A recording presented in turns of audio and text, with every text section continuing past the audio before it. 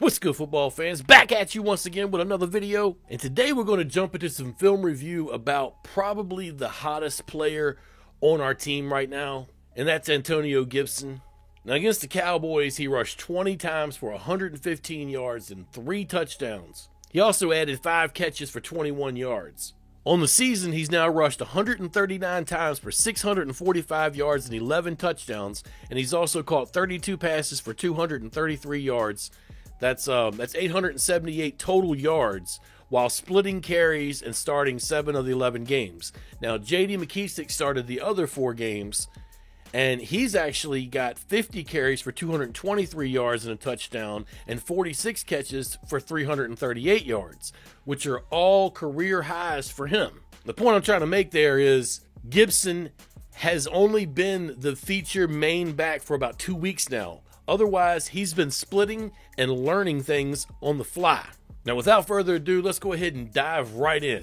Now, it was pretty obvious from the beginning of the game that Washington was going to feature Gibson pretty much all day long. Now, this play here, I was actually impressed with his ability to be able to get 4 yards going around the edge. As you can see from the replay here, there was no hole, and he just darted around the corner.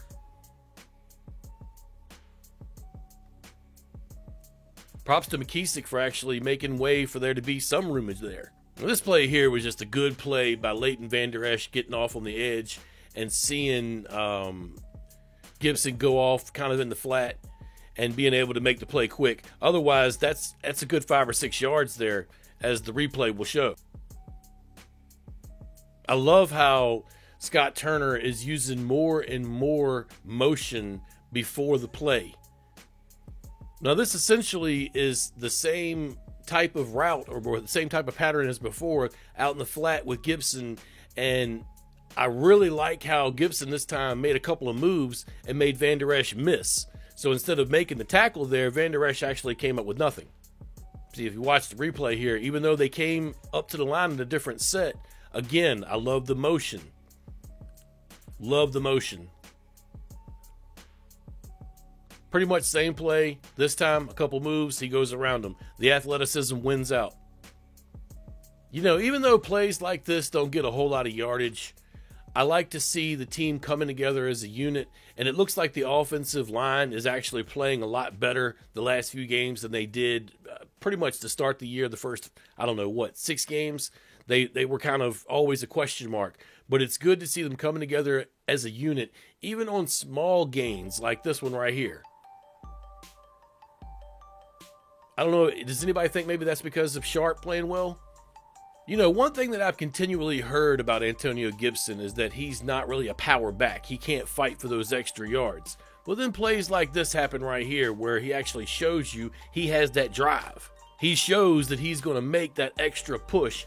And by the way, I love that motion again. But coming out of shotgun, running out of that shotgun set and then getting 6 yards there. Now, over the years, Alex Smith has gotten this sort of quote-unquote bad name for his dink and dunk, style, so to speak, with throwing just 3 or 4 yards here, 3 or 4 yards there. But this fits Antonio Gibson and this system well. Now watch this play. Like I said, it's nothing special about this, but watch it from this angle. It's just these are the type of plays that Alex Smith excels in, and these are the type of plays that Antonio Gibson is really finding a niche with. These up-the-gut little 1-2 yard runs will make a lot better sense when he breaks one free for about 40. Then you understand why they run them. Again, Scott Turner with his use of motion and running out of the shotgun set. I really like to see this kind of stuff, and I think that if with a little bit more headway on that particular play, Gibson possibly could have gotten a touchdown there. You watch it from the other angle, and you'll see what I'm talking about. And Logan Thomas is really getting better each week, by the way. I love his ability to block. It's possibly his best trait. Now here comes the first of his 3 touchdowns. Motion, trips right, Antonio Gibson around the edge, touchdown. You got to love that kind of play. I love seeing our rookie running back doing big things like this. You don't get much bigger as a Washington player than touchdowns on Thanksgiving Day. Again, great usage of motion by Scott Turner. Pre-snap motion is really a big thing in Turner's system, and I really like it. You know, it keeps the defense guessing, and it really does big things with the system. Again, as I said a minute ago, something that's becoming a big thing with Alex Smith and Antonio Gibson, these nice little dink and dunk 3 to 6 yard flat routes. There's something that defenses have to keep an eye on. They have to come up on, and eventually it's going to have a big effect. I mean, if you watch this, if the corners are just a little bit further upfield, he could have maybe turned this into a 20 to 30 yard gain here. And of course, a guy like Gibson is always a threat every time he touches the ball. Now, here's what I was talking about a little bit ago. If you keep giving these up-the-gut runs to Antonio Gibson up the middle, eventually he's going to break one free. Here he is right here for 10 yards. Now, if you watch the replay here, I mean, you can't stop it every single time. Eventually, he's going to break it out. See, he cut back, he cut in. I love his little jukes and his moves, man. You know, I wanted to show this play because one of the knocks on Gibson has been his pass protection. And if you watch this play, he really gets in there and gets in between Jaylon Smith and Alex Smith and keeps the play going.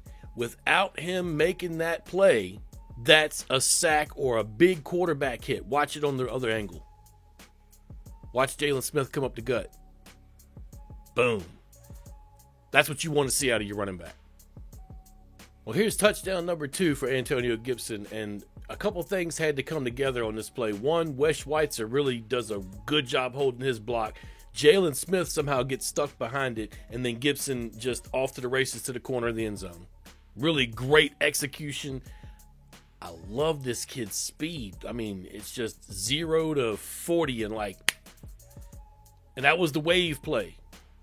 Again, watch it from this angle right here again. Just look how fast he gets to the edge of that end zone. I love that he waves to him at the end.